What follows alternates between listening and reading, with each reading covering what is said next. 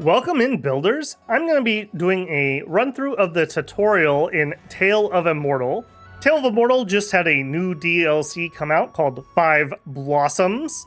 It just made me laugh in stark contrast to the multitude of AAA failures we have seen, and partially due to their refusal to cater to the audience that would play their game.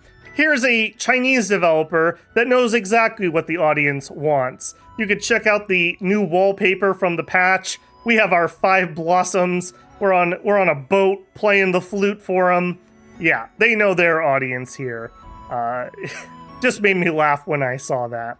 If you don't know Tale of Immortal, it's an ARPG that is set in a wushu setting. Wushu is a Chinese, heroic sword, which is like Chinese sword magic and cultivation, immortality, mythical type setting. It's a very cool game.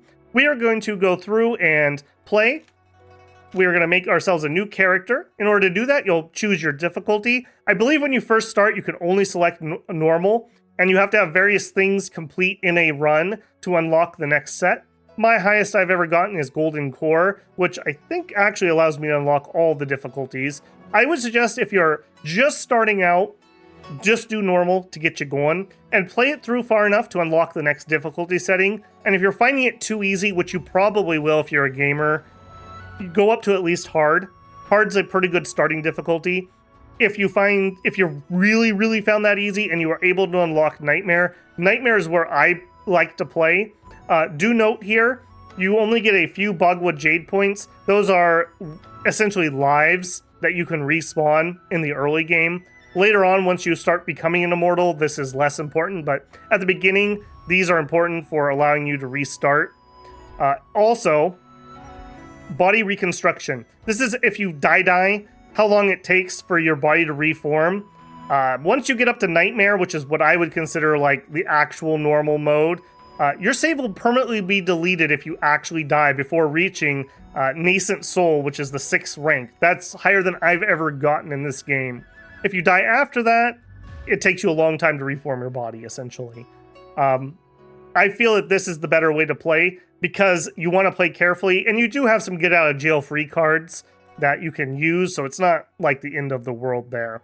Another thing is, if you have a slower computer, lower the number of NPCs in the world, and even if you don't, I actually like it on sparse. There are so bloody many NPCs on the map that it's hard to know who's who, and I find that with sparse, you'll get to know the local players a little bit more as you're playing through, and I like that a little more. You have your local friends and enemies, whereas if you're playing on normal or plentiful, there's just so many people. It's all Bong Shuang and Li Bo and Hu Yi, and you just don't know who all these people are, and it's hard to keep track of them. So I would play on sparse. And I would do Nightmare. Select and unlock difficulty. Not Chaos. This is where we're going to roll up our character, and we can see it being rolled up here. I'm going to go ahead and take a moment and roll up my looks and roll up my stats, and then I will bring you back. Let me introduce you to Gongjian. This is my cultivator that I have rolled up here, and I'll do my best to explain the various things about a character. So from here, you can re-roll. This will re-roll your appearance, or you can manually select it. This just indicates that we have picked a player-only outfit that normally NPCs will not be running around on. That's via this screen where you can pick whatever outfit it is. All of these things fortunately or unfortunately, affect your charisma. We'll talk about that on the next screen. We are starting at the key refining realm early. We are just a novice cultivator. We have a lifespan. You can be male or female. Right now, your only race is human, although there are other races within the world. For internal traits, I don't know. I guess it can affect you when you're going against your nature in game. So I guess this does kind of matter. So for our internal trait, we are going to be kind. So we are kind to most people. And our external traits, we are known to be loyal to friends, and we are a bit of a romantic. Natural romantic, always looking for love. You also can check out what your base attack looks like, which is pointless because this isn't the view of the game, and what your running animation looks like, which is just about as pointless. If we go over to stats, if you are a fan of any type of cultivation game, your mind probably just went, ooh. Okay, so at base level here, you can click this button to re-roll these traits. To make a character, you pick 3 traits. This is one of those games that I random a million times until I have the exact thing I want. And in this new DLC, they added some new fates here. So I'm going into this nearly blind, so I don't know what the Lotus Sword's will is. I did kind of want to play a sword character anyway, so I think that's going to be pretty good. So if we look at the stats for that, it gives us sword plus 30. So we have martial arts and spirit roots. These are essentially, in-game they are resists. So I will be very resistant to taking sword type damage because I have very high sword. This also is needed for learning certain skills. So if you're not talented enough, like I would struggle to learn high-powered palm skills with a skill of 2. These are not necessarily permanent. In-game, you are going to want to get items that will raise these because, like I said, they are also resists. For starting out, what these matter mostly for is what your starting skills will be and which of the various different schools you will find it easy to join when you're getting started. Like I mentioned, you definitely are not stuck with this. You can switch it around. To my knowledge, these destinies are permanent, so that matters, and are a couple of these other stats. We are also gaining +2 attack. These are rookie numbers. The stats go sky high. As we make various realm breakthroughs and go higher and higher, we'll have hundreds or thousands or tens of thousands of attack. So a +2 doesn't really matter that much. On harder difficulties, it can matter a bit because the hardest part of this game, I would argue, is probably getting started. Once you've kind of established yourself and you start grinding some stuff up, it becomes a lot easier. So your starting stats do matter a little bit, but that also just depends on your personal skill level and the difficulty level and how much you want to grind for something. This Lotus, like I said, this is new, so I don't know exactly what this is doing. That's what's giving me this, whatever this is going on. It says, possesses a radiant lotus that automatically absorbs ki to form lotus seeds with special effects. I literally have no idea what that is. That could make it drop things on the ground that you pick up like buffs. That could be another progression system. I literally have no idea, but it's pretty cool. I did see there are 2 other ones. There's like a demon sword, and there's one that allows you to have spirit sight, and you can see spirits. Both of those would be pretty cool too, I assume. We are an Imperial Orphan, so apparently we were a member of the Imperial House. This is giving me luck +20, charisma +100. We start with an extra 1,000 spirit stones. That's kind of whatever. Like, we can grind money, so not really a great starting bonus. Maybe we could find an early flying sword to mount. That might be useful. We also start with a rare mind skill, Foundation at the start of the game. That's actually not particularly useful. I tend to have somebody robs me and steals it, and we're not starting at Foundation, so we're literally just going to throw this in storage, or I suppose we could sell it at the beginning. I've also had games where the mind skill they gave me was garbage, so it literally did nothing. I guess we are a orphan for a reason. Finally, we are a disciple of the 3 pure ones. This gives us insight +40, lifespan +10, righteousness +50, and mood +20. Okay, Babel just said a whole bunch of numbers. What do any of those mean? So, righteous or demonic basically is this kind of the 2 sides of the same coin in this martial world. If you are a righteous one, you fight to protect people and for the cause of righteousness and good and the light side of things. And if you are quote-unquote demonic, you're more selfish, you're unorthodox, you don't mind necessarily breaking the rules, you're a bit of a scallywag maybe. This is dealt with kind of interesting in-game, and people will treat you very differently. I have never had a good demonic run. Everyone hates you and will just attack you, even if you've done literally nothing. So that is a very hard start, but I think there's some reasons that you would want to go demonic. I'm just not good enough of a player to probably handle it. Normally you start at 100, but our, what was it, Lotus? No, 3 pure ones is what gave us the little bit of starting there. That really doesn't matter. Again, this can change via our decisions in game. I should also say a lot of random encounters you have, oftentimes the more selfish ones will be demonic, but those usually have good short-term gains, whereas the righteous path generally is more of a long-term game thing, but it just depends there. Let's just go through the stats themselves in totality here. Lifespan. You can die from old age. You die and you cannot revive. You're done for. So this is definitely a wushu type game. Wushu would be like the genre of like heroic sword would kind of be a translation for it, or the wushu, the sound of a sword swinging, like a swoosh cut type thing in English. So this tends to be like high-ish fantasy. You have like swords and magical powers, things like that. But it is also a subgenre of cultivation. Cultivation being an enlightenment of self to attempt to reach immortality. I think that's a fair shorthand for that. We have mood. Mood is basically how your character's feeling. You could kind of think about this also as like stress. If you have low mood, you can have like bad traits that you will temporarily get, like maybe you're depressed or something, and those will have other things. There are items in game we're going to use to replenish our mood, and various events can affect it. We are... Where are we getting our plus mood from?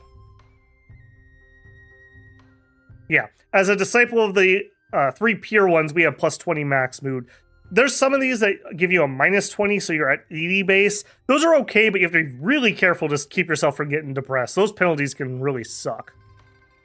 Health pool. This is not your HP. Your HP is vitality. Health pool is more like your general health. So think about this like the sword master who has like tuberculosis. Like he would have really low health score, even if his vitality isn't necessarily low. So like this can mean you get illnesses or other bad destinies. You lose this for like long time spent in combat, or getting like kind of major wounds from things or from events, etc., etc. You're going to want to keep that nice and high. Stamina. I wish we had a stamina bonus because I really like high stamina characters. We need this to do various interactions with other characters, to do crafting. I think some events might do some stamina stuff.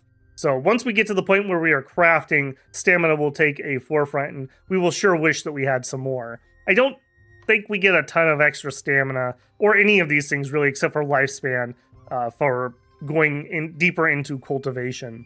Vitality is just our combat HP.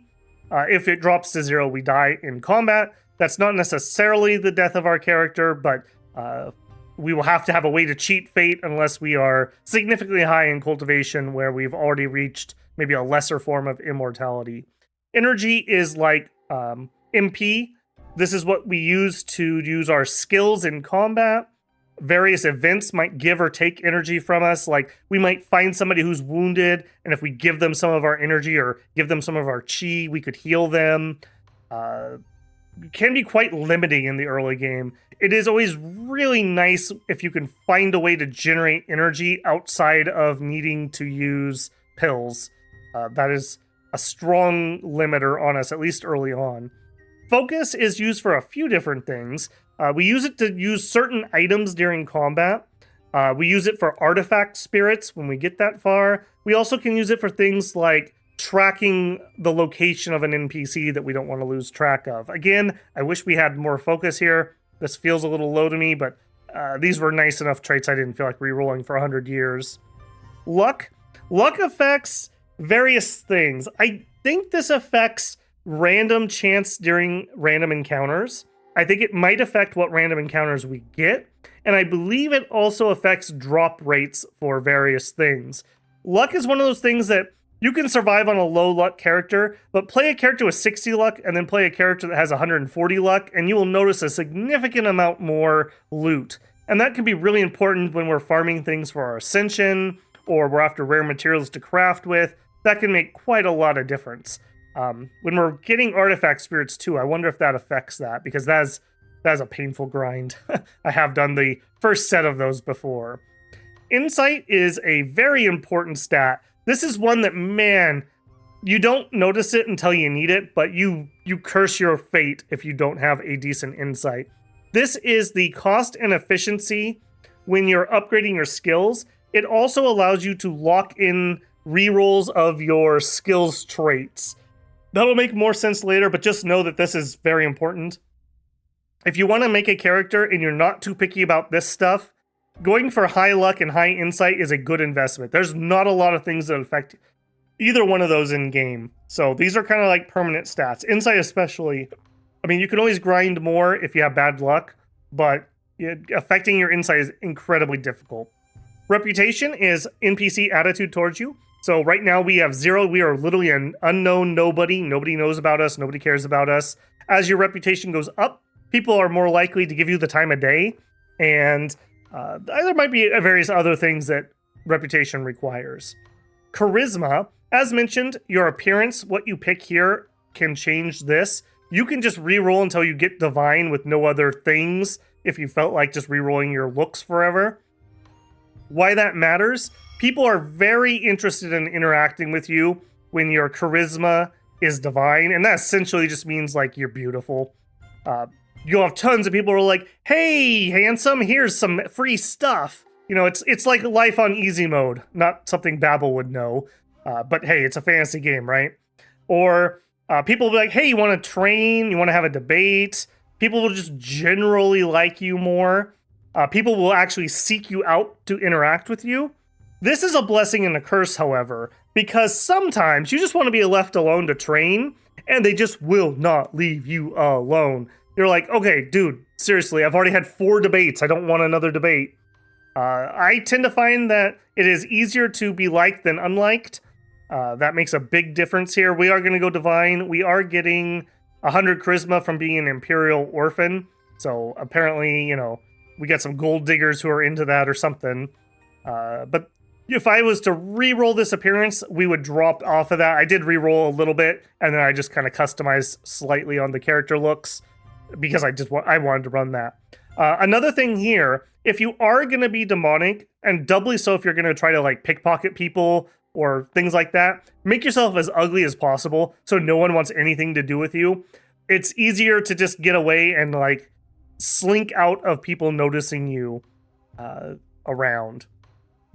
Combat stats. Attack is what it sounds like. It's going to be damage that we do. Defense is what it sounds like. It reduces damage we take during combat. Travel speed can be pretty important. That is how much time it takes us to travel on the world map. That can be pretty important. I don't know if...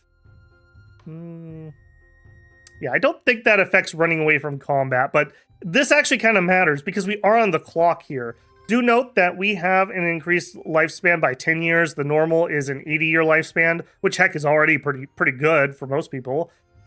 Taking penalties to lifespan is fine if you know what you're doing. You're going to want to make sure that you're getting through your breakthroughs pretty quick, though. Like, you legitimately can die of old age in this game, so just be aware of that. Martial resistance. This is a resistance that is applied to martial skills that hit you. Spiritual resistance is resisting spiritual things.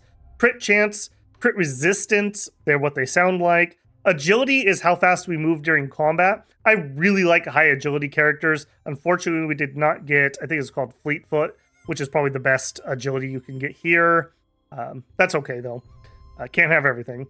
How much crit damage you do, and we also can resist critical damage. So we have a crit resist stat, and that, I mean, it's very good to have. I'll just say that. As mentioned, these are your various different skills in game. As you can see, there are a bajillion skills, and this will make more sense when we're in game, but blades are like really heavy chopper type blades. Spears are, these are like throwing spears more than like melee fighting with spears. Swords, this is like controlling flying swords. This isn't going to be like a melee sword, that's a blade within Chinese nomenclature. Fist is, you know, obviously fighting with your fists. You can have a palm style. You also can have a finger style. Spiritualized, we have fire, water, lightning, wind, earth, and wood. All kind of makes sense there. And these all have various traits that they are known for. Fire has a fire dot. Sword has a bleed. Wood summons things, can do healing. Things like that. Artisanship. This is our various crafting or gathering skills. Alchemy, we make pills. Forging, we craft artifacts. feng shui. We can search for various things, and I don't think we craft anything with feng shui at the moment. Don't quote me on that. Talismans, we can do talismans. I haven't played since they've added this, so this will be new to me. Herbology is collecting herbs, and mining is collecting minerals. Okay, let's go ahead and jump in. Enter the game, yes. So it's going to now generate the world. It has a basic map structure, but beyond the basic structure of the map, everything else is procedurally generated. So it's procedurally generating the 23 different sects. It's procedurally generating the towns. And then it procedurally generates all of the manuals for all of the skills in the game. This is very cool. I mean, it legitimately makes this many. Now, will we see that many during a run? No, we won't, but kind of cool that the skills are like that. One afternoon, energy stirred within your body, recoalescing into a radiant lotus. Since then, the radius lotus has grown alongside you, producing seeds suffused with mythical ki, a truly wondrous sight to behold. As a former disciple in the Pavilion of the Three Purities, you have a deeper understanding of Taoism than most. Though you left the pavilion, the cultivation experience you had there will ensure a smoother path in your ascension to an immortal. Born to a previous emperor, it seemed that you would be the one to restore the family's glory. However, throughout the long and arduous journey, you gradually lost your original passion. While the martial arts passed down by your family provided you with the needs to protect yourself, you found yourself unable to sleep at night, almost as though your enemy would appear in front of you at any second. One day, as you were playing in the back mountains, you walked into a bamboo forest. The atmosphere in the forest is eerie. It's as though no one has ever been here. The sound of the breeze seems to be guiding you into the depths of the forest. A stone table catches your attention. You feel yourself drawn towards it. 你来了. There you are. Where am I? 你可以称这里为鬼谷. You can call it Ghost Valley. Who are you then? 你可以称老夫为张三. You can call me Zhang Shan. Is this a go board? 这盘棋已经下了3000年了，没有开始，也永远不会结束。你亦可以称之为八荒山海图。 Yes, this round of Go has been going on for 3,000 years. It doesn't have a start, nor will it have an end. You can call this board the map of the immortal world. Man, this is what it feels like when you play a turn-based game online. It's like you take your turn and then 3,000 years later, the player 2 is still thinking. Man, I know that feels, Zhang Shang. And who am I? Where was I from? Where will I go? 问得好，问得好。你是谁？你来自哪里？你要去哪里？啊，小友，不如我们先手谈一盘如何？我可以让你一子。 Good questions, very good questions. Let's play the first round, my friend. You may place the first stone.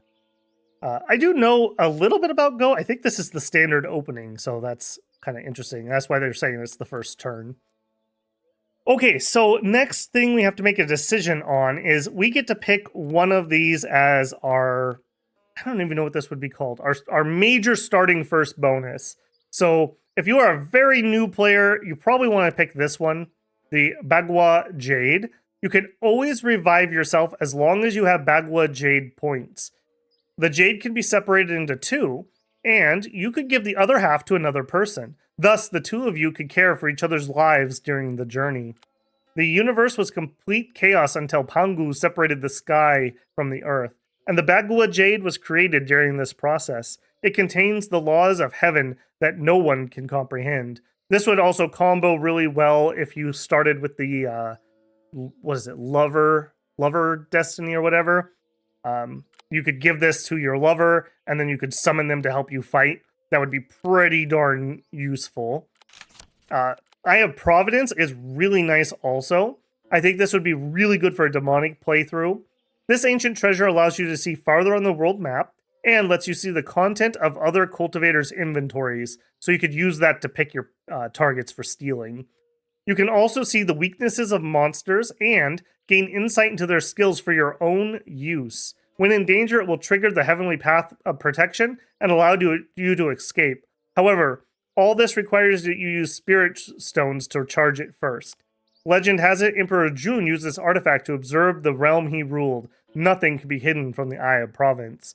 This is another pretty good one. Major monsters will have at least one skill that you can use this to learn, and then you can unleash that skill as your own. Kind of a cool one there. And some nice meta bonuses with the extra sight, etc.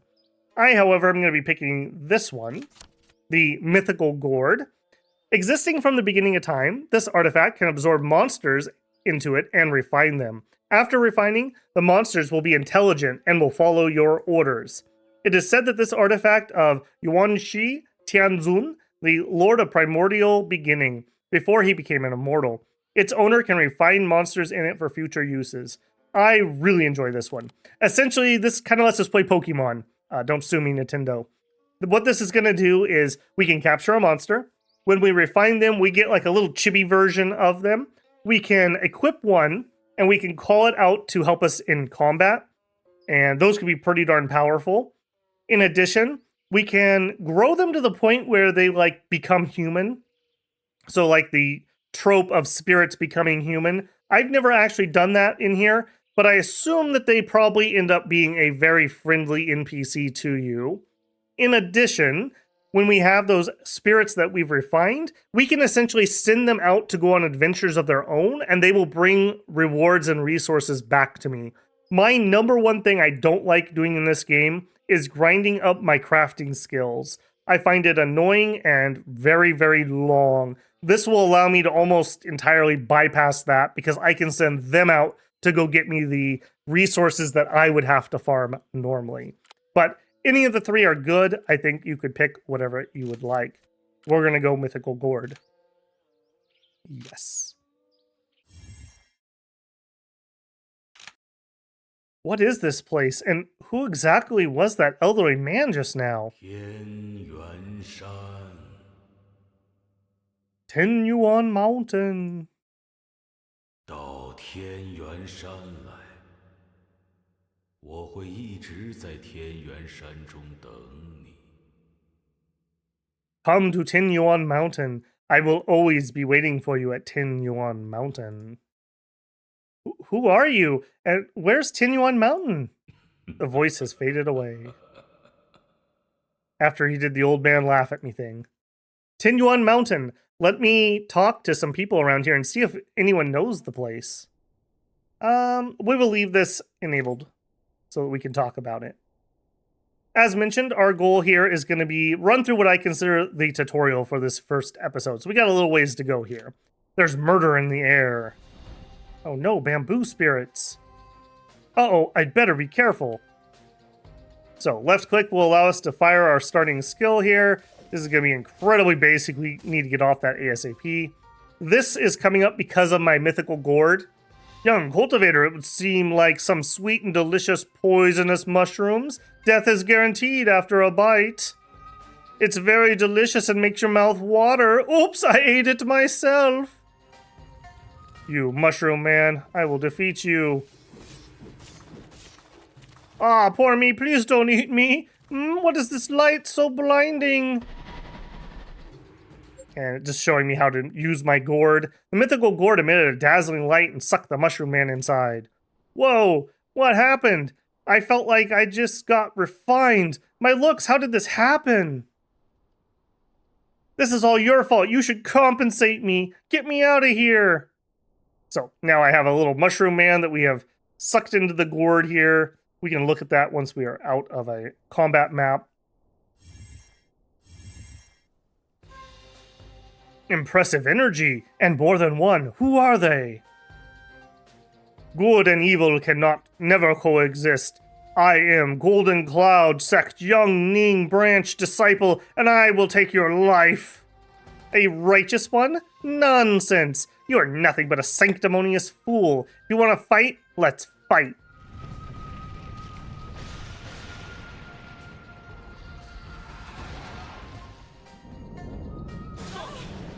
Get wrecked. Move close to the cultivator to rescue or kill them. So we can E to interact. They are gravely injured. No doubt the doing of that lightning dragon. What should we do? We can help them, kill them, observe them. Let me think about it. So let's observe. So as you can see here, they have all the same traits that we have. He was the righteous one. So you can see his righteousness is higher than his demonic. He is generically stronger than us. We look here. He's also key refining early, so he can't be that much stronger than us. We can look at his various skills. Looks like he's an earth cultivator. We can also probably guess that based on his roots. So you can see here, earth, very strong. So I bet you, yeah, he took an earth destiny. Plus 20 to earth, minus 10 to everything else. Even more earth, and he is hardworking. So he's quite focused in on that at the moment. He has various items. We don't have any way of looking into his inventory particularly, so this is just what we can see. I do notice he has a talisman here. Interesting. Backstory, nothing has happened because we just started this map, so there's not going to be anything here. Family. So most characters, generally speaking, have some sort of relationship. So he's got some parents who are of the foundation level. He has a master who's also in foundation himself, and he has a sibling.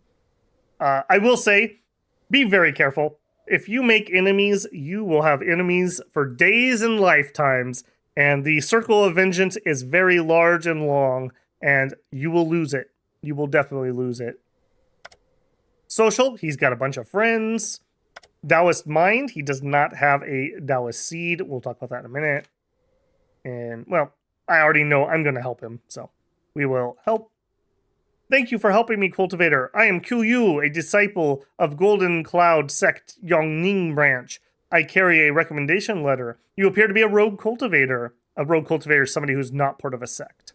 If you have nowhere else to go, you can use this recommendation letter to join me at Golden Cloud Sect Yongning Branch until we meet again. So, we can go to this branch and they will at least allow me to join their tryout tournament. If you didn't have that, sometimes it's very hard to get into sects because it's based on your roots. So this is kind of a way for the game to make sure you can get in somewhere. All right, we'll check her. So she is demonic. But like I said, remember, demonic doesn't necessarily mean evil. It means unconventional and selfish more than, like, evil. Kang Bai. Internal trait. Okay, well, she is specifically evil. Carefree and traditional. Okay, she's not vengeful or anything. We'll look at her roots here. Looks like she's probably a fire cultivator, although she's got lots of spiritual roots. What do you actually do? She does fire. Oh, and she actually even has a mind skill, so she's definitely ahead of him a bit. Also, oh, key refining middle. Okay, so she was actually a little bit stronger than he was. And she's the chosen one. Another trait I really like, but we did not roll up this time. Cool. I'm not going to go into the full details here. We're not going to see a lot of these early people for long, so we will help her too. Thank you for saving me. I am Kang Bai, a disciple of the Azure Firebird Sect Yongning Branch. So this is telling us that the Yongning Branch, we are in Yongning, and this is telling us that this sect will be present in later parts of the game. Some sects are not present elsewhere, so can be worth noting depending on who you want to join, if they're kind of a one-off thing, or if it's going to be a longer commitment. My sect sent me out to look for talented new disciples when I ran into bandits. I have a recommendation letter here. If you have nowhere else to go, come and meet me at Azure Firebird Sect Yongning Branch. Until we meet again. Cool. And we will exit map. Skip the Foolish Old Man questline. No, we're going to do the tutorial. Alright, so, oh man, that actually hurts a little bit. The longer you spend on a map, the more stamina you use. 1 stamina is for every 1 minute, so you do kind of want to zippy through your combat maps. We didn't lose any vitality, so we didn't take any health damage. And my Spirit Man mushroom got a little XP, and my crappy starter skill did not. The sect token I received looks a bit different now. What's going on? Okay, so these are going to show me the location of those sects. Looks like as long as I have the sect token, I can find the sect no matter where I am. I should find a place to rest and collect information. There's a town nearby. Let me go check it out. We should be safe here. Your gourd's not bad. It's called the Mythical Gourd, right? Quite cozy inside, which makes me want to grow mushrooms in here.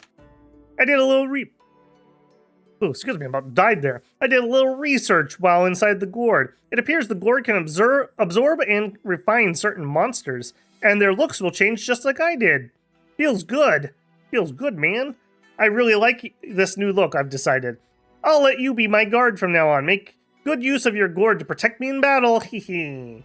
Apart from turning you into my gourd, this magical gourd seems capable of many other things. I don't know how it exactly works, so you'll have to look into it. Keep up the good work, my personal guard.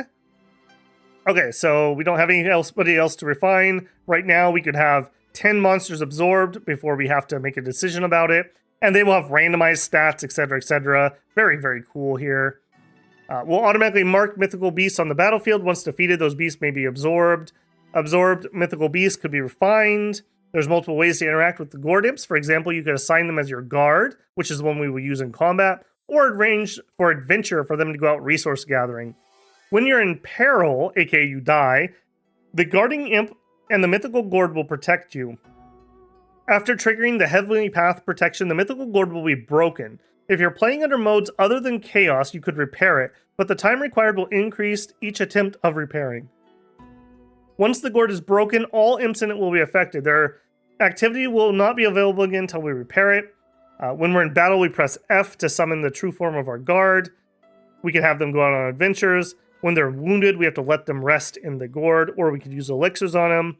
When they're dying, we need a certain elixir to save them. This is the random guy we got here. He is a mushroom man. He has 2 skills, some vitality and other stats. So he has Fungi Fist. He throws mini special mushrooms at enemies. That's a pretty good attack, actually. And he can plant mushrooms that I can pick up and will give me a bonus. Right now, we don't have any other imps to send out. Okay, this is the world map here. As you walk along the path, dark clouds suddenly blanket the sky. A massive vortex slowly materializes. Okay, so we just got a random event here. With a clear thunk, a chest radiating golden light drops in front of you. Such incredible luck! Could I be the legendary chosen one? Okay. The chest suddenly erupts in a blinding flash, then explodes and vanishes, leaving several items in your hands. We got 5 creation elixirs.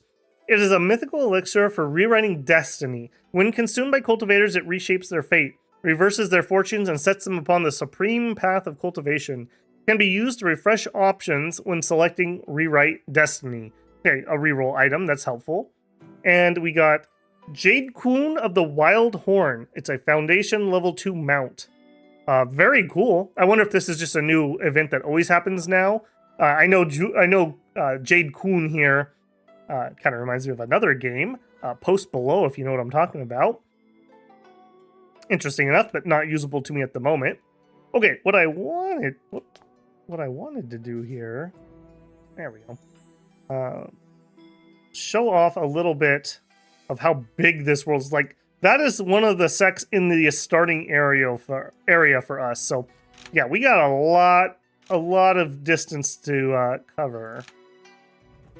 As we move around on the map, time will go by. The way this game works is at the end of the month, time will pass, and you will move the world forward. So NPCs will move around, various events will happen,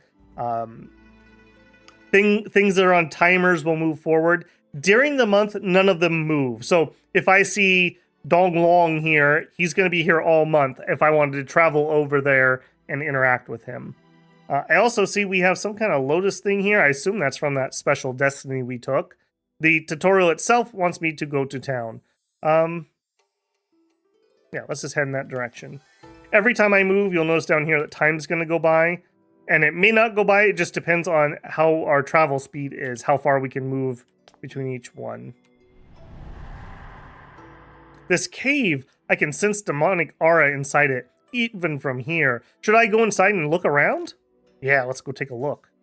You also can click, I was moving with WASD, but you also can click to move. Do you enter the cave? I do.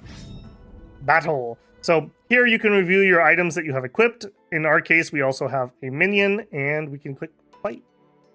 And this is what all the combat's going to look like. Victory condition, defeat the wooden sprite and open the chest. Is this the habitat of wood sprites? The wood sprites seem to be guarding a chest. It must contain resources they've looted from somewhere. Let me see what they got. All right, we left click to use our basic attack. We don't have anything better yet. I want to make sure I break the various breakable things on the map because we can have loot in them sometimes.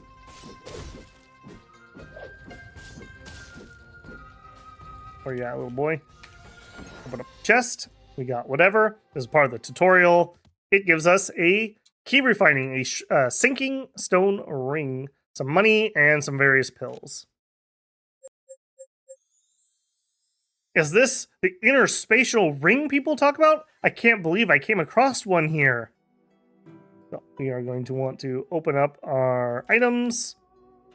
We now have key refining ring. We're going to equip that. That's going to give us more storage space here, our capacity. This also gives us security. That helps us not get robbed from various people. I just noticed we have the Radiant Lotus here. The Lotus grew alongside the Chosen One. Click the item for more details. Okay, this is from that special Lotus Sword will we took. It's said that the blossom from the sacred pond of an ancient sword master, Cian Lotus. The Lotus absorbs ki around the world and grows with the sword's will. Ki, 0 out of 120, Radiant. The Radiant Lotus absorbs ki every month, and once its ki is sufficient, it will condense a lotus seed. When you cultivate in tiles with abundant ki and forage in tiles with abundant herbs, the lotus will also gain ki. Good to know. Special. The Radiant Lotus grants constant vitality restoration in the duration of sword motion skills. Unlocks at foundation. Okay, so that tells me I definitely want a sword motion skill, not another type, which is fine. That's what I wanted anyways. Launch a lotus at the target, dealing damage over time to surrounding enemies when casting sword special skills. Unlocks at ki condensation. Okay. The Radiant Lotus deals damage over time to surrounding enemies in the duration of sword motion skill. Unlocks at golden core. Golden core is as high as I've ever gotten in this game, just FYI. Launch multiple Radiant Lotuses, dealing damage over time to enemies on their path when casting sword special skills. Unlocked at Origin Spirit. That seems to be the end of it. Cool. Also, we have Jade Kun of the Wild Horn. The Jade Kun of the Wild Horn drifts between heaven and earth, using its sacred horn to devour evil and protect the peace. It becomes the most mysterious legend among the mountains and seas. 800 travel speed and and increased stamina. Actually, that's pretty interesting. But we can't use that until we get up to Foundation. Within here...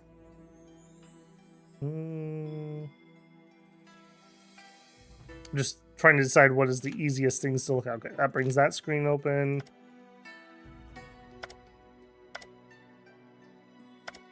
We don't have an artifact spirit or anything yet, so we can't really get into those menus. Okay. Let's also open this. So this is our progress in cultivation. For each rank that we want to go up, starting at 1, ending at 10 for Transcendent, we have to go to various breakthroughs. We have to get enough ki, and then we have to do whatever the breakthrough wants us to do. So in this case, we need to get a refining pill, and that will do our minor breakthrough here. Then we fill up to here. We do this minor breakthrough, and we get to here and do our full breakthrough. We'll talk about that when we get to those. But just know that this is what we do. We want to go up these various ones. I guess we could look ahead to Foundation right now. That's kind of nice. Those will also give us various stats. So if you look here, these are the materials we need. We look here. When we do it, we'll get some extra cultivation speed, we'll get some lifespan, and then depending on how we break through, we'll get other stats.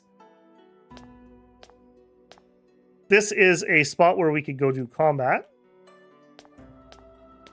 All right, into the first town. And you can see here an exclamation point telling us that there is someone to talk to or a quest type item. We are tracking our tutorial quests, so let's go there. Ask for information about Yuan Mountain. Where's Yuan Mountain? Yuan Mountain? Let me think. Yuan Mountain, like in the legends? Unfortunately, I don't know where that is. Sorry. But if you want to go to Yuan Mountain, you'll need to leave this place. We're surrounded by looming mountains on every side, so you'll need a flying mount if you want to do that. Is there any other method besides a flying mount? You could try to hike over the Tiahang or Wangwu mountains in the northeast, but no one's been able to make it past those mountains for dozens of years. I've heard there's a powerful barrier's been set up over there. I heard that there's a village not far from here, and one of the villagers is planning to move the mountain. You might want to talk to him. Thank you very much. In here, we can drink and get various buffs from the liquors that we have. Obviously, we can ask for other information, and we can buy other people a drink, which will give people free drinks in town, and they'll like you better. Can be very worthwhile to do that at the right time. We are, however, not at that time. The inn is where we will rest. The market's where we can buy things. Tree vault is where we can store things, and you can access the tree vault from all like town or sect locations. It's like connected storage. I'm immediately going to store the things we can't use right now, like our Kun mount, our creation elixir. What did we get for our skill? It's a fire skill that we are too low in fire to use. Probably not something we want. This is the problem with getting free books from your background. They're not necessarily books you can use. So for now, I'm going to store it just in case I change my mind. We may come back to it, we may not. We'll sell it if we don't decide we want it. Up out of there, up out of there. I should look around the Taihang Mountains first. According to the tavern keeper, the mountains are in the northeast.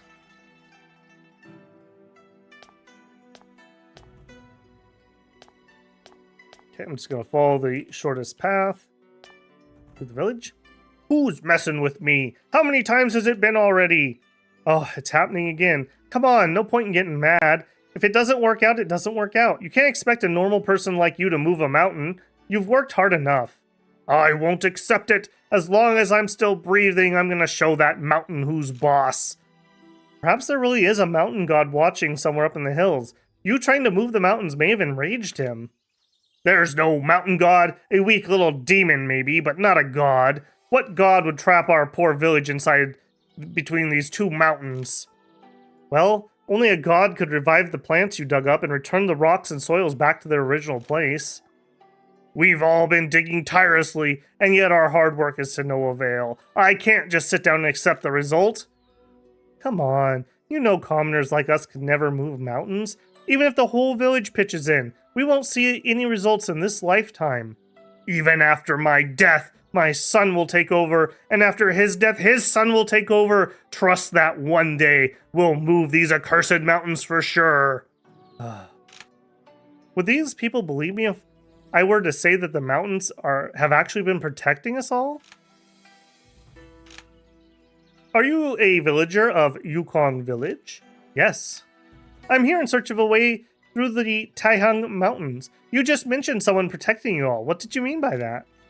I'm not sure if it's human or not, but there's an invisible force. It keeps getting in the way of the villagers' mountain moving plans, but it's never harmed the villagers.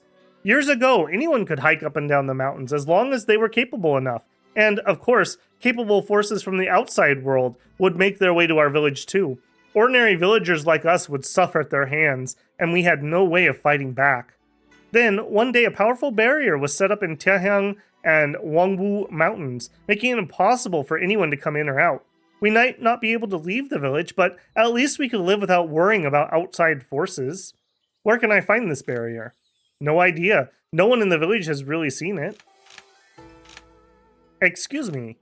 You must be a cultivator. Are you here because you want to pass Tiahong Mountain? Yeah, you've been living here for years, right? Do you know a way to do that? Every once in a while, some youngster like you would arrive here hoping to travel to the outside world. You're not the only one. We too dream of the world out there. That's why I'm leading my family and other villagers in a quest to dig through the mountains in hope of creating a path. But we've recently noticed that there's a monster in the mountains that can control plants, soil, and rock. It keeps meddling with our plans. Every time we dig up some soil and rocks to move them out of the way, we'll find them move back to the exact spot the next day. Cultivator, if we don't get rid of this monster, we'll never reach the outside world. We need someone capable like you to take this monster out. Controlling plants, soil, and rocks sounds like the doing of a mountain god. I got it. So, leave the village. They told me where I can find this thing. Okay, here we go. End of the month. So, year 1, month 1, day 30. Not enough days left. That means me trying to move is too much. It would be day 1, essentially. So we're going to click yes. The world evolves, so people move around. So, like, here somebody just appeared, a stranger. So she just traveled to that square for some reason. And we could go there. In fact, we're moving that direction anyways. If I wanted to, I could interact with her. I could talk with her. I could mark her. That uses some stamina and some focus. And this will keep them on my map so that we can see them wherever they go. And that can be really important if you have a very important NPC. This is M for the world map. Those are the 2 sects that we know about. So our starting area is probably about this big. And if you meet high-ranking people that, for whatever reason, you want to know where they're at, they might jump over here, and then to here, and then to here, and then to here. It's impossible to find somebody, essentially. The world is too big for people who travel around to ever be caught. So you may want to mark somebody special if you want to keep track of them. For now, I'm not going to mess with it. Like I said, we're leaving this area after the tutorial, so no reason to get too friendly with people around here. You head up the hills and look around, soon noticing a huge, powerful array standing in the mountains. Whoever set it up must be a true expert in arrays, as they were able to perfectly combine the shape of the array with the topography. If the owner of the array didn't want any intruders in the mountains, even a high-level cultivator would not be able to enter the area. However, here you are standing in the center of the array, yet you're moving around freely, unaffected. After investigating around a bit, you locate the array core in a cave that's quite close to Yukong Village.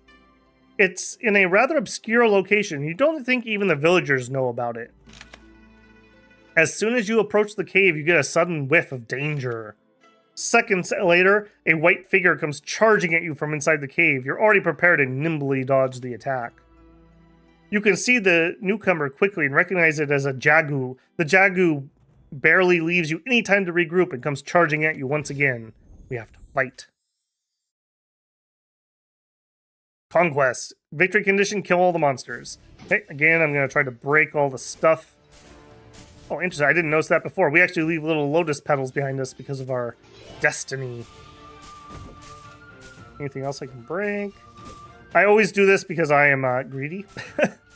So, there you go. Alright. Now, in theory, you could beat her. However, I am playing on the medium difficulty, and as part of the tutorial, you're supposed to lose to her, so not going to waste resources on that. If this goes on, I'm going to lose the fight. I need to find a way to escape. Looks like it's not coming after me. I got to get out of here. So we run away, and we got heavily wounded by that fight.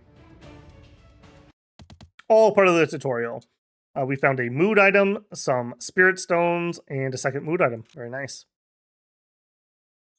I can't fight anyone in my current state. Got to go back to town and get some rest first. Also, I just noticed, under items, when we got those pills, I should have those equipped. So, yeah, do that. So I've got some health pills and some energy pills.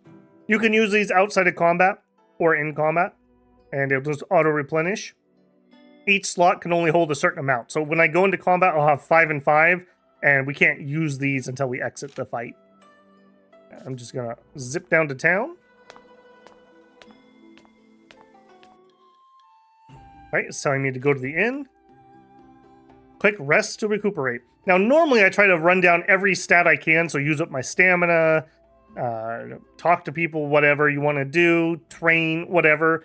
Because we're in the tutorial, we're just going to follow what it wants us to do. So we will rest.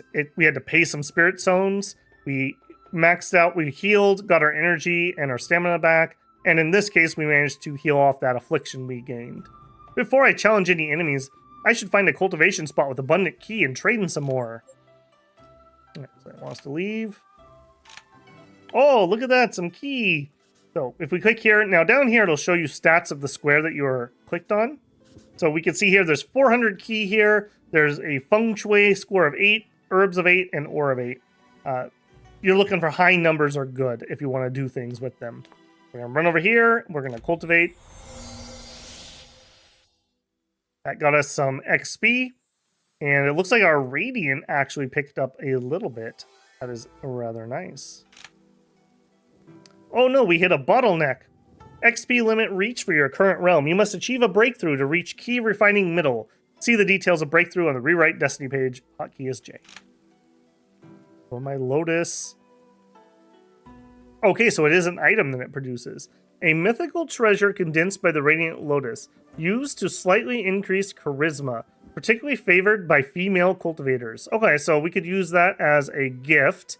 Now, that's actually kind of interesting. That means that we started with divine levels of charisma. So that is as high as it goes. So unless we lose charisma, we actually don't need that item. But that's probably a really nice gift that we could get for somebody. There is no shame in the cultivation world of getting yourself a nice sugar mama. So we will definitely look at that. But no one around here is going to be powerful enough for us to be interested. So if we want to do our breakthrough, we are missing the item. We saw that we need a key refining pill. So we're going to have to go get one. Obviously, logic would tell us, well, we could probably buy something like that in town. Mysterious Man Joe. Young one, you have encountered a bottleneck in your cultivation progress? No worries, I've got a spiritual pill here that'll help you break through the key refining middle stage in one go. Heh, this key refining pill I've got here could go for 800 spirit stones on your average market, but it's so rare that even a billionaire could not obtain one if he wanted to. Anyways, judging from your form and posture, I know you're a talented, once in a million cultivator. Since fate has brought us together, I'd like you to have this key refining pill worth 800 stones for only 400 stones. What do you think?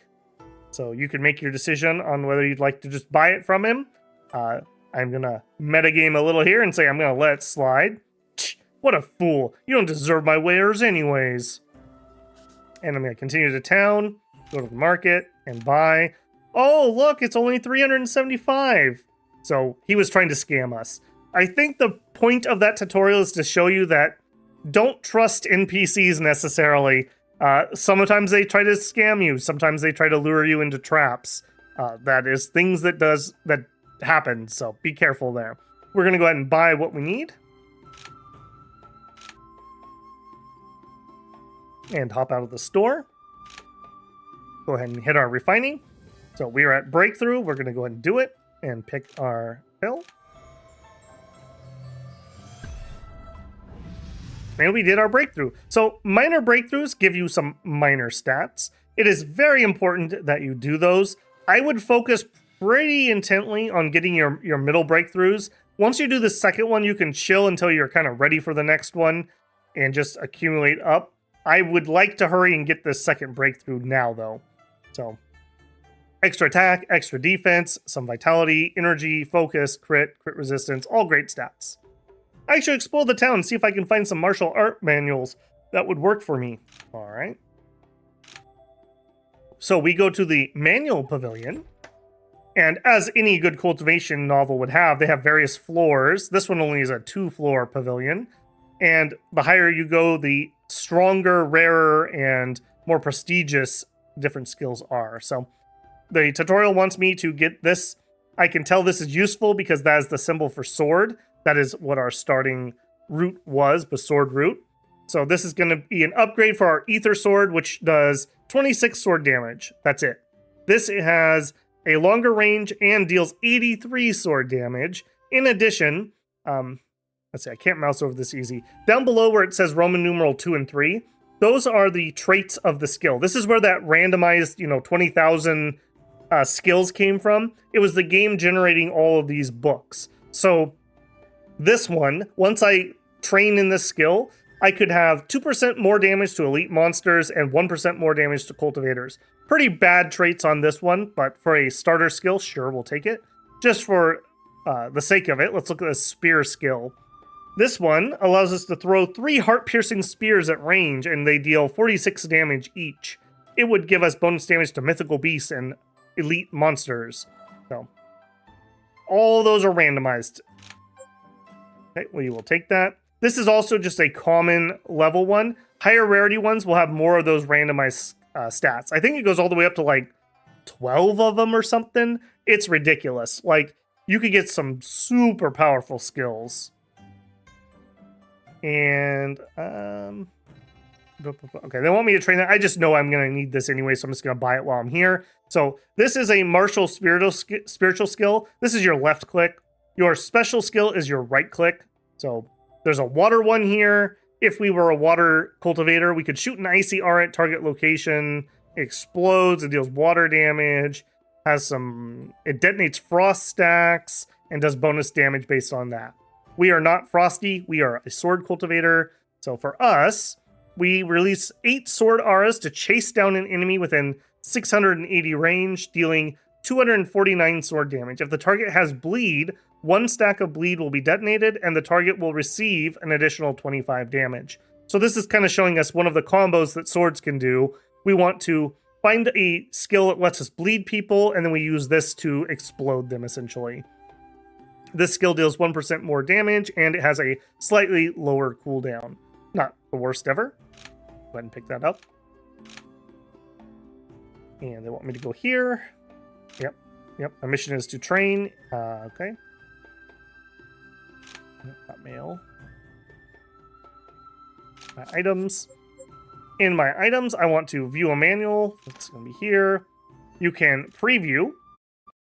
This loads you in and lets you use the skill. So this is what my skill is going to look like when we have it. Better than what we currently have, although still relatively basic. Hop out. We're going to learn. Okay, the learning system in this game is kind of cool. It's like a little mini game here. Essentially, we're going to have insights, like these are like the thoughts in our head. The red ones are misleading thoughts or wrong thoughts. So like, oh, maybe I need to put more power into the sword. Well, if that's an incorrect thought, it would be red.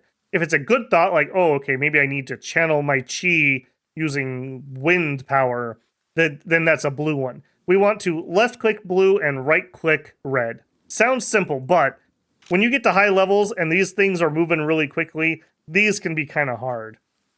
It's also important that we get these pretty right because we have to pay spirit stones every time we pop this. So if I failed this miserably, we could just do it again and we'd have some progress already done, but I'd have to pay for it. So you can see here, I spent 50 spirit stones and 8 mood. So I'm like, I'm in a bad mood or I'm getting a little stressed out by doing the learning. I'm just going to go ahead and, and we have no time left in the month. So before our month clicks over, I am going to go ahead and equip that. On the off chance that somebody attacked me, they won't here in the tutorial, but I'm going to go ahead and do that. So I can only have one left click skill equipped. So I'm switching out of Ether Sword into a real skill, essentially. So we will skip the month, skip the current month, because we are already in 11 days in because of how long it took us to train that. So that also goes back to our insight skill. Low insight can be training for a very long time. All right, next we need to learn our second skill. So right now we are on day 12.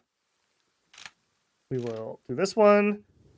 It's going to take us 15 days and 50 stones. We'll go ahead and learn it. Same deal here. Left click blue, right click red.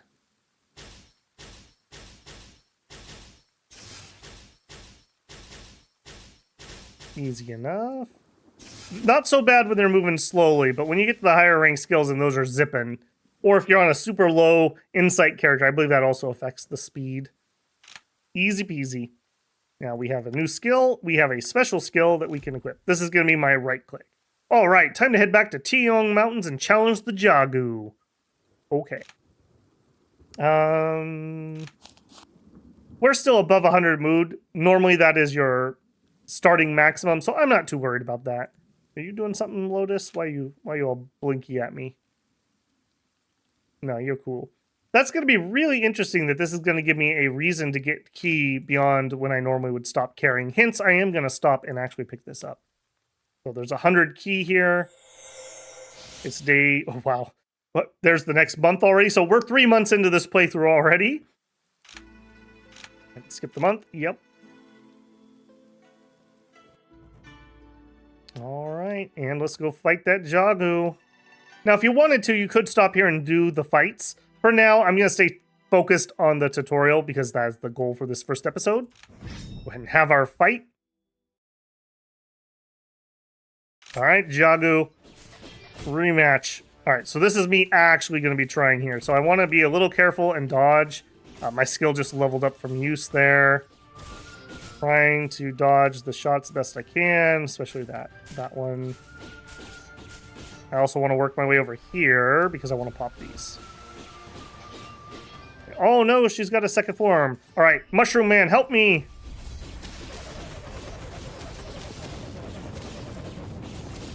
And use my special skill. Yeah, not bad. My little homing swords. Gotta make sure I'm close enough when I pop that. If you pop it, nothing's in range, you just waste it. You managed to defeat the Jagu. No longer able to maintain its monster form, it transforms back into a human, glaring at you emotionlessly. It has no strength to fight back now. What do you do? So you can pick whatever you want. We are playing a kind character, so she didn't chase us down when she won the first time. Look, Jagu, we just want to get outside of the mountain. Do you know a way? Me. I don't want to hurt you. I'm here to seek a way out to the outside world. You can control the soil and plants in the mountain with the array. Surely this means you know a way to get past the mountains. You're about to ask more questions when the Jagu just turns around and flees. You're about to go after the Jagu when you notice there's a dropped book. You pick it up and leave the mountain. Jagu's letter. A book that the Jagu always carries around with her. Got some spirit stones. We got some XP there. Leveled up our left click and got about half level on our right click. We do gain XP via actual use. You flip through the book and gain an understanding of the situation in Yukong Village. Looks like if I want to help the villagers, I need to find a Centennial Evergreen and take its soul orb. And we can actually go in here to our items and we can actually read that book if we want. I've underestimated the villagers' determination to reach the outside world. They're attempting to dig through the Tianlan Mountains with brute force. As much as I respect their perseverance, if they keep uprooting the plants, it will mess up the spiritual energy in the mountains and render the array ineffective. But I don't want to hurt the people either. What should I do? The villagers, satisfied with their lives, have become eager to explore the outside world. They have no idea how competitive the cultivators are out there and how much they do anything for cultivation resources. These much less ambitious villagers don't know what they're up against. I paid a huge price to collect some of the materials for constructing the natural array between the mountain Tiwan and Wangwu. I'm still missing the evergreen soul orb and the primeval vine, but the array I constructed is adequate for warding off intruders. The eye of the array is unguarded, but there's nothing much I can do about that. If your wish is to protect the villagers from outside forces, I'll do my best to grant it. Years ago, I was able to learn the construction method for an epic array of a true master. If I can set up the array utilizing the Tiahuan and Wangwu Mountains, it should be great defense. I've never actually used this array before, but it's my only choice. Countless years have passed, yet you have not returned. I'll continue defending the village for your sake until we meet again. Alright, so we need to go find this last piece to finish the array. Now, I do not want to actually do this fight because it's not part of the tutorial, so I'm just going to move past it. Here's the one we need. Fight Evergreen and get the Soul Orb. We can see it's going to be kind of hard according to the game. That's based on our level and our skills. These are the possible loot we could get here. So here's the soul that we need and various common loot, crafting materials, cultivation materials, various herbs, various crafting things, all kinds of loot we can get out of here. We could, if I wanted to, use one of these elixirs to heal ourselves up. I'm pretty confident I can do this without using that. I want to hold on to my supplies as long as I can so I don't have to buy more. Go ahead and do our fight. All right, so we need to fight Evergreen and get the soul orb. We can see it's going to be kind of hard according to the game. That's based on our level and our skills. These are the possible loot we could get here. So here's the soul that we need and various common loot, crafting materials, cultivation materials, various herbs, various crafting things, all kinds of loot we can get out of here. We could, if I wanted to, use one of these elixirs to heal ourselves up. I'm pretty confident I can do this without using that. I want to hold on to my supplies as long as I can so I don't have to buy more. All right, so in the top right, you can see the mini map essentially. So each one of those dots is a room, and you can have various different configurations of where you have to go on the map to explore. There can be treasure chests, there can be various things. The skull is our end goal. That's where we want to get. Like I mentioned at the beginning of the game, I'm always very, very cheap and greedy, so I break everything. You probably don't need to do that once you get yourself stabilized a little bit. Also, these various monsters have their own loot drops, so like we can get poison sacks from the spiders, the bamboo blades from the bamboos, those gray guys are bears, I can get bear skins from them. So it does matter what we are fighting, so if you're looking for something specific, make sure you're getting in fights that have the correct monsters. Okay, one more room after this, and then we are done here. And I'm also not using my skill because I don't want to run out of energy until I have something worth hitting. So that guy, in my opinion, is worth hitting. Kind of a little lieutenant or mini boss type guy. All right, and this is the tutorial evergreen, so he's gonna be a lot weaker than a normal evergreen would be. Let's go through my bullet hell. Dodgy here. This is probably worth me skilling. He's summoning little pods. Alright, Mushroom Man, go. Get him. Easy. Alright, as a tutorial guy, that's a lot easier than he normally is. So, these are what we actually picked up. We got some Venom Sacks, we got some Soul Stones, got some Turmeric, Bamboo Shattered Blade. Again, various things that are of various uses. Should be noted towards the bottom, sometimes you'll have things like this. This is one of those mood items. If they're the type of things your guy likes, that's how you increase your mood. Also very good for selling in the early game. All right, back up to the array. The Jagu must still be in the cave. What do you want to do? We can think about it or give the materials. We'll give the materials. Here you go. Knowing the animosity that the Jagu must feel towards you, you decide to leave the Evergreen Soul Orb near the mountain cave before going on your way. Days later, the Jagu arrives in the village. As the villagers watch, it builds a portal with the materials you gave it. The villagers are excited to discover they can now travel outside the mountain using the portal. They're no longer trapped. The villagers are very grateful to the Jagu. They're even more in awe of it when they learn that it's the one that's been protecting the village and give it the title Mountain God Jagu. There we go, we did good. The villagers should be able to travel to the outside world via the portal. Now, if you did this differently and you killed the Jagu, there would be a different outcome to this event. So, some replayability right even in the tutorial. Am I checking in town? Hey man. I knew it, she was the one protecting us. Didn't expect her to be a Jagu. She's departed from here not long ago, said she was searching for someone. She told me to thank you before she left. I don't know what exactly you helped with, but I still want to thank you for giving her a hand. Maybe you'll find what you're seeking for on your journey. Hey, old man, I can finally see the outside world. Congratulations. Now, you could immediately leave here, but this is going to be a pro tip.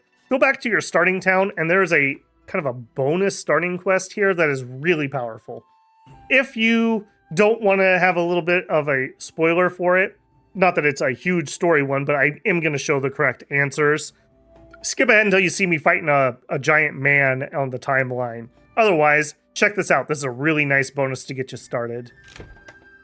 At the tavern, we have a blue. This is like an optional quest. We'll ask for information. How do I earn spirit stones? By killing monsters, you'll earn materials, which you can sell at markets for spirit stones. After joining a sect, you'll receive a certain number of spirit stones every year. The higher your sect position, the more spirit stones you'll receive. Last but not least, you'll be paid handsomely if you complete missions published on the bounty board in each town.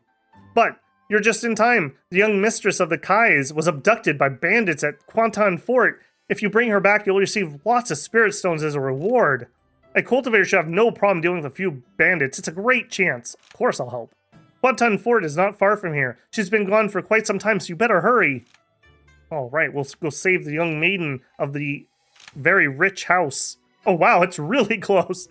But we're out of time this month, so we have to skip forward. So we are already 4 months in. Notice how that lifespan is starting to feel shorter and shorter. Pop over here. You arrive at Qingtang Fort. The occupants seem to have noticed your arrival and march out to talk to you. We could leave or negotiate. We'll negotiate. The leader is wearing some sort of fort uniform and carrying a large blade. Who are you? What brings you to Qingtang Fort? If you know what's good for you, let the Kai girl go now, or else I'll tear this fort down. She's already gone. What's the meaning of that? Could it be self-sacrifice? No. We will avenge her. We'll slaughter the fort. How dare you kidnap young maidens? So, we have a map here. As you can see at the top right, this is just a shorty little map. Different against a different faction. These are like the bandit faction. Got these like little evil monk guys, some like bandit looking dudes. They summon in these hounds. Nothing here is too dangerous to me, but you know, things can always get out of hand. Also, again, is dependent on what difficulty you are playing. Definitely could use a skill that has some piercing value too. Right now we're kind of single target. Not the best. We'll get there though. It's a long and arduous path to immortality. Work our way through all these bandits. And see what we got in store here. Bandit. Bandit deputy. Alright, take him out. Oh, my skill whiffed. Okay, I gotta be a little bit further away for that to hit. I forgot how fiddly this skill is. Beat the bandit deputy. You defeat the bandit and begin to search the camp. In the camp, you found some spirit stones and an expensive-looking pearl hairpin. Got the items. An exquisite, precious accessory. You exit the camp and are about to leave when you notice that the deputy is still lucid. He's staring at the pearl hairpin in your hand with glassy eyes. My life ends here, yet I still have 2 wishes I need to fulfill. Please, will you help me with them? I'll repay you with something that can help your cultivation. Tell me, go ahead, speak your last words, bandit. First, my mother is getting old. Every few days I send someone to bring her a few spirit stones, but now I can no longer do so. The spirit stones in this sack are all I have. Please bring these to her and tell her sorry. Her son can no longer fulfill his filial duties. Okay. Second, please bring this letter, along with the pearl hairpin in your hand, to the Kai girl. The letter is private. Please do not read it. Okay, you got a letter? The deputy pulls out a jade charm from inside his clothes. This item can help you with your cultivation, I mentioned. An immortal gave it to my grandfather, along with the words, when the world was first created, only those who have all 5 virtues may receive the blessings of immortals. No one in my family could figure out what that means, and now the item is all yours. Right, we have an unknown jade charm, a rather old jade charm. The function's unknown. The words engraved on it say, when the world was first created, only those who have 5 virtues may receive the blessing of the immortals. The deputy finishes and takes his last breath. Looking at the dead bodies litter around the ground, you decide to bury them. You bury all the bandits at Qingtang Fort and take your leave. Alright, so we need to go deliver the spirit stones to his elderly mother. Following the bandits' directions, you arrive in the village and find his mother. We could do various things. Look at the poor old lady. She lives in a literal ruin. We'll go ahead and we'll give her a little extra. We'll give her 800 spirit stones. Your son is busy today and asked me to bring you some spirit stones. Noticing that the old lady has no means of surviving on her own, you give her 800. After making sure the old lady is fine, you leave. Okay, we're going to go back to the town and deliver the letter. Following the bandits' directions, you arrive in town and find the Kai girl. We could give her the hairpin and the letter. We could give her the letter and keep the thing. Also notice I didn't open up and read the letter because he asked us not to. We'll go ahead and give her both things. You hand her the pearl hairpin and the deputy's letter. She reads it and turns to walk away, expressionless. After making sure the Kai girl has left safely, you leave too. So, if you take various other routes on that storyline, you find out that another cultivator came through and basically killed the bandit leader and rescued her right away, and that the bandit deputy had fallen in love with her at first sight. So that was like his little love letter he had written her that we delivered. All right, and it seems like good deeds are not rewarded. Or are they? All right, let's continue on the tutorial. So we're going to leave via the portal. Yay, we're outside. Here's the Jagu one. So we are just right outside. Our current quest is to reach Foundation. So we don't have a ton of direction at the moment. We do know there are 2 sects nearby. We should probably go check those out. We also would like to find where the towns, the cities. We just need to kind of learn the lay of the land here. We're going to need a lot of resources to cultivate. We need some better skills. We got to earn some money. We need a mount. We got a lot to do still. So, eeny, meeny, miny, mo, I'm going to go east. Seems like there's a road not far from here. Okay, there's a sign. Go check out what towns and sects are nearby. So if you find one of those signs, you can march over there. Oop, I can't get through the mountains, so I have to go around those. And it's the end of the month. When you get to the signs, you can read them for directions. It becomes intensely hot all of a sudden. Could it be a trap? Suddenly, a shadowy figure appears and comes rushing towards you. Help! Help! What's going on?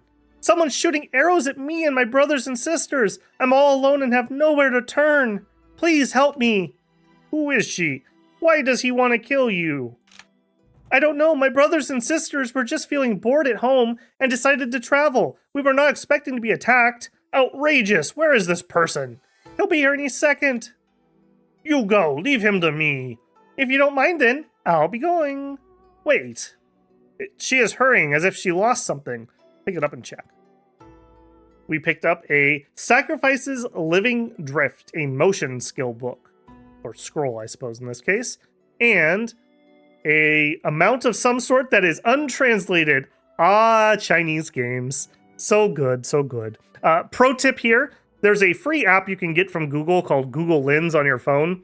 It literally, in translate mode, you just point your camera at it and it will in real time translate very well. So this is the Holy Sun Feather containing violent power, but due to constraints of the laws of heaven and earth, although it could soar, it can hardly touch the top of the sky. It's a pity. So it looks like a 400 travel speed mount. That is pretty darn nice, if I'm being honest with you. Especially as a freebie there. Brazenly attacking people in broad daylight. This is no ordinary opponent. Cultivator, has a girl clad in black come through this way? Why are you looking for her? Because I have to kill her. You will not have your way. I'll show you. Alright, we'll fight this fool. How dare he pick on helpless little maidens? I'm sure that's exactly what's happening here. This actually can be a really challenging fight depending on your skills. So just be forewarned. Be ready to dodge here. Notice I'm trying to be careful as I'm also trying to be greedy and pop all those things. We actually have a pretty good skill for this fight, actually. So I can stay at medium range, which is like perfect for dodging his skills. Alright, Mushroom Man. Back me up here. No, didn't even need him. Didn't even need him. Cultivator, listen to me. The girl clad in black is a three-legged crow. What's a three-legged crow? Put down your weapon and listen to me. What, a misunderstanding in a wushu novel? That's crazy. Anyone who is versed in Chinese mythology, this is Hu Yi. Not long ago, a murder of monstrous three-legged crows appeared in the world. They emit a terrible heat which causes the grass to die and the rivers to dry up. Wherever they go, death follows. I have vowed to eradicate them, but they are powerful, and I don't stand a chance against them when they fight together. A few days ago, one of them fell to earth, and I've been hunting her ever since. But still, she keeps evading me. Sorry, I'm delaying you. Sometimes fate intervenes, Cultivator. Where have those three-legged crows run off to? I'll teach them a lesson. They must be roosting not far from here. Three-legged crows are powerful. There's safety in numbers. Okay, so it wants us to go that direction. Now, I did note we picked up a mount. That's super nice, actually, that they give you a 400 speed mount right at the beginning. So our travel speed went from 500 to 900. We can move a lot quicker with that. That's pretty darn nice. Also, we have a movement skill here. I think I will go ahead and learn that.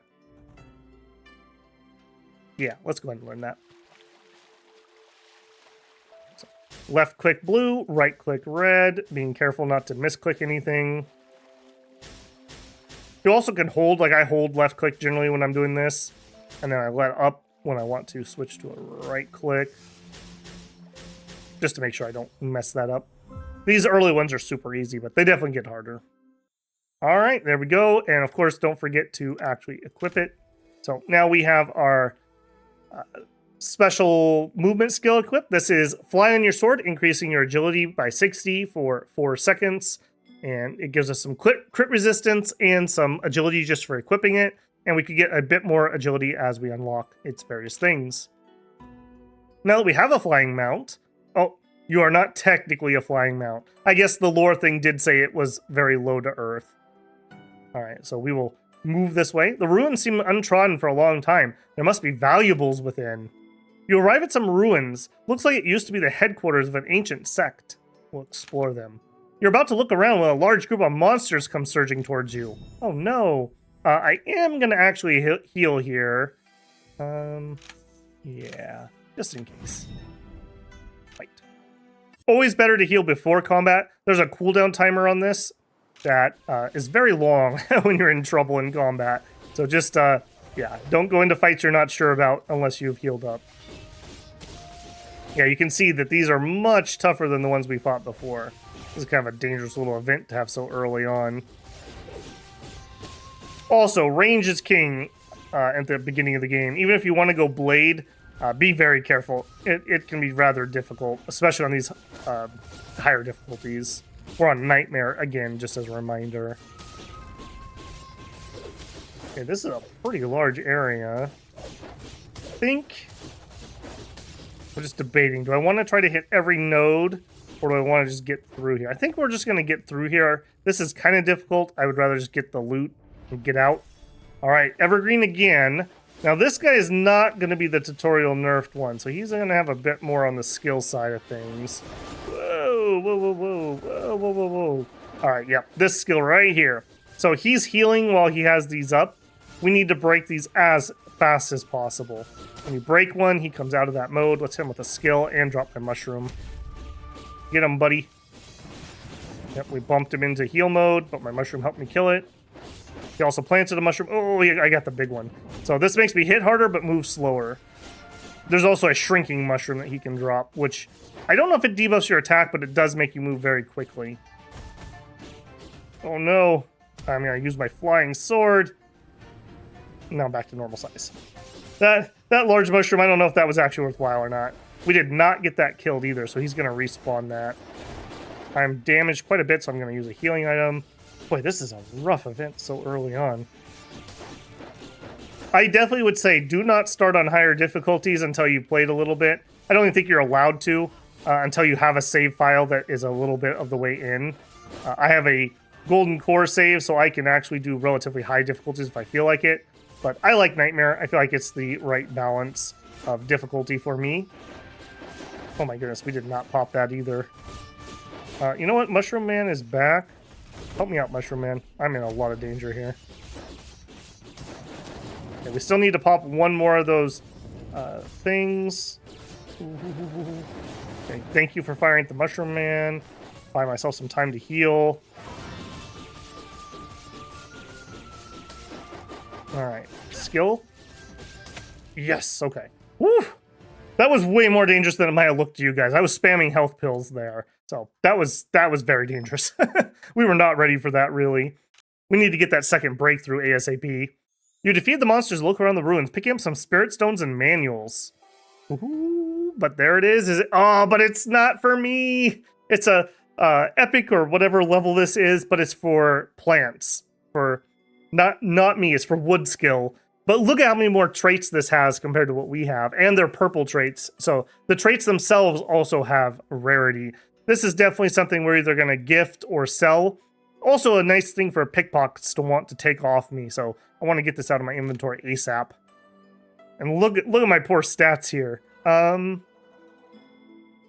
I can always choose to do these things before the fight starts, so I'm going to hold off. We really need to get to a town. An event. Light shines from a mountain cave. We're going to be wary. You observe the cave from a distance. You deduce that this is a cavern full of wood sprites trying to lure in passing travelers. You look around and find some more and find a cave where they hide their actual riches. Oh, goodness. Oh, okay. We're just robbing them. They're not here. Excellent. I was very worried that we were going to get pulled into a fight there. Hey, beautiful. See what I mean about that starting bonus, though? We started with 1,000. We just got 700 from this event. And some better energy pills. Excellent. Oh, interesting. Nope. We're going to stay away from those things. We need a town. Oh, more things happening. Okay, I'm gonna throw a heal on here just to be safe. You pass by a forest and sense a mystical force coming from the depths. This mystical force I should enter and explore. You're making your way into the depths of the wood when an adorable spirit deer approaches you, looking friendly.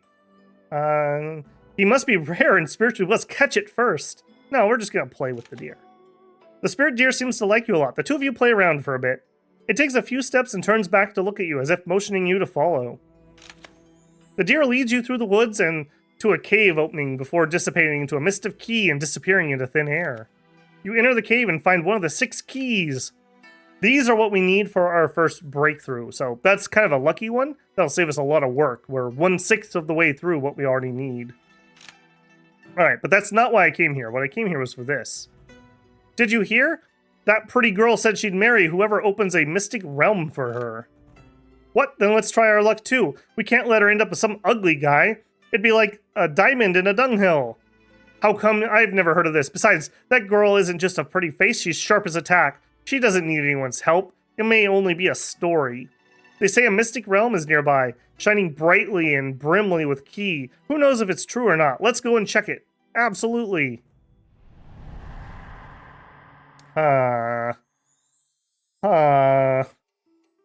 Okay, I'm not going to do that right now. If I was just playing for myself, I would totally do that. Hopefully that's going to stay there and I can come back and check that out. I want to continue because we're nearing the end of the tutorial and I want to be able to end the video in a reasonable amount of time. So I'm just tracking these 3-legged crows. Random person. He Lee wants to say something.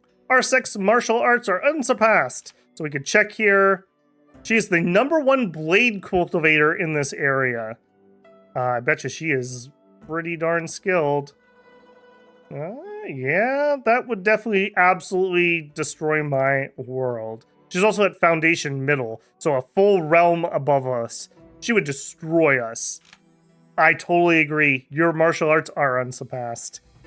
You're right, Cultivator. Golden Cloud Sect, Young Ling Branch is known throughout the land.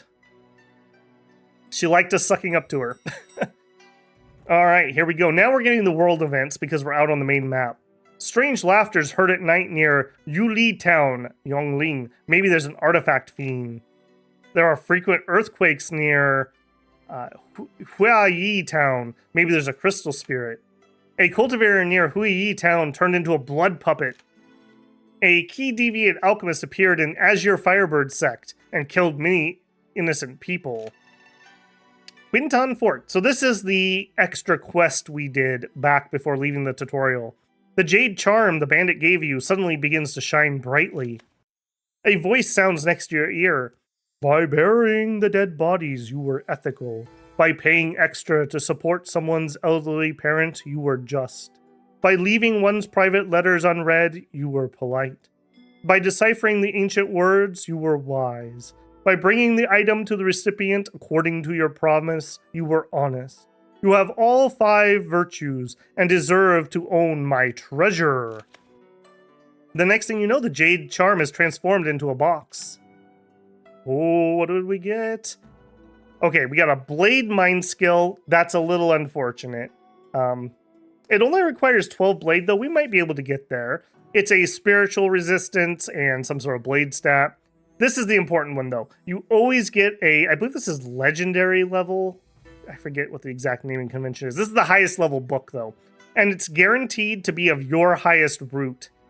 I think it is always also your martial or spiritual skill, aka your left click, aka probably your most important skill. So you can start yourself off with a very nice skill if you go through that quest line. You do need to do the 5 virtues, though. If you steal the money, you don't get the reward because you weren't virtuous. So again, teaching you that you need to read what you're doing and think about the right way to do things and roleplay your character, I would say. So for us, this is, I think, the same skill that we are using, just much higher rarity. And you can see down below, at rank 4, upon hitting an enemy, a 26% chance to inflict bleed. That's super good for us. Very, very, very nice. Okay. I'm not going to learn it. You should learn it right now so you don't have the chance of someone stealing it from you. I'm just going to push on because I want to get through the tutorial here. Ooh, I am in the Arctic Field. If you get a warning about that, Arctic Field, these are special elemental areas. This is where you find your 6 keys. You need those for your breakthrough. That's going to be beyond this episode for sure. But just be careful. They are kind of dangerous. Don't go there until you're kind of like ready for it. But here's the quest that we need to get to. This is our place, human. Leave now. No, we will defeat you, 3-legged crow. What are you going to do if I don't leave? Tough guy, huh? You must have a death wish. We'll fight. Alright, this one made me really cranky when I first started the game. This is, to my knowledge, the last scripted loss of the tutorial. So do not waste all of your resources trying to win this fight like I did. Let yourself die, and you will get your butt kicked anyways. Ugh, these 3-legged crows are badass. Piss me off and pay the price. What are you staring at? Get over here. We should go. Taking down these 3-legged crows is going to take more than a day. Okay, we got our butt kicked. So we are back where we met Hu Yi, and he wants to talk. Cultivator, we're no match for those 3-legged crows. If we confront them directly, we're certain to lose. What would you suggest? On my travels, I discovered a method of forging artifacts. If it works, I'll be able to kill the 3-legged crows. Why didn't you make one piece in the first place? You don't know. Being an artifact, the components required are not common. Over the years, I've collected most of the components. I'm just missing a mulberry branch and the golden feather of a harpy lord. The mulberry, referred to as the legendary divine tree, thought to grow near the East Sea. Apparently, it's very hard to find. The tree is watched by a guardian of unfathomable power. I visited the East Sea once, but was chased off by the guardian before I could look at the tree. As for the Harpy Lord, I think it must be a creature of legend. Someone told me it haunts a secluded valley, but I've never found a trace of it. I'll go look for the Harpy Lord first. Then I'll go to East Sea. I'll get a mulberry branch and a golden feather for you. Excellent. I fear the road to the East Sea is very dangerous. If you can't do key condensation, aka don't go there now, I fear your life will be in danger. Know your own limits.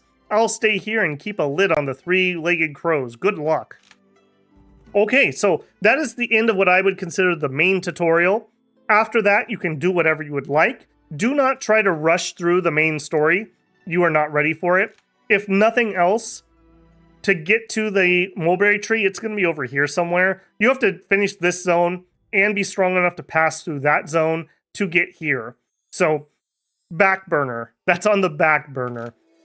You can get the Harpy Lord, but again, don't do that right away. You're not prepared for it. This is a long road of cultivation.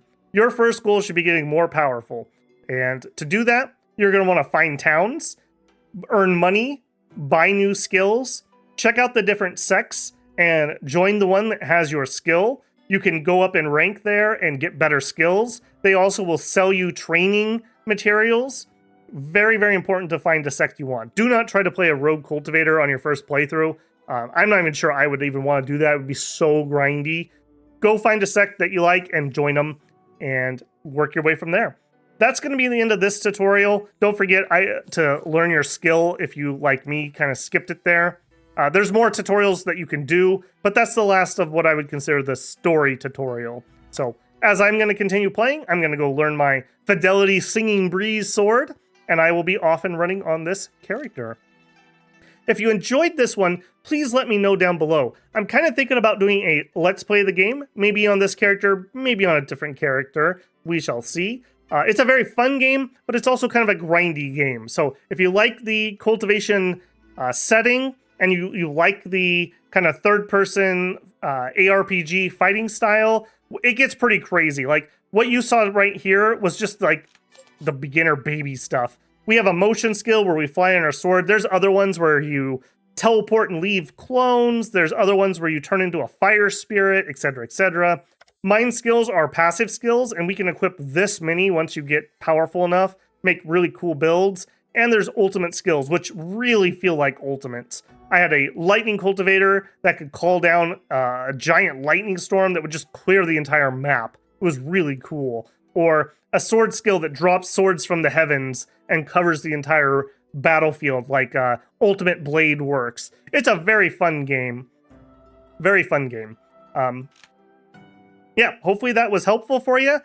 Checking out the game for the first time. Like I mentioned, if you want to see more, please say something about it, and that will influence whether I do a playthrough of this or maybe we'll do a little bit of streaming. I don't know where I want to go with that, but either way, it's a game I enjoy, and I wanted to check out the DLC, and I figured if I was going to start a playthrough anyways, I might as well record at least the tutorial. All right, builders, get out there and find yourself an old crazy man who's going to teach you to become immortal, and I will catch you there. Babble out.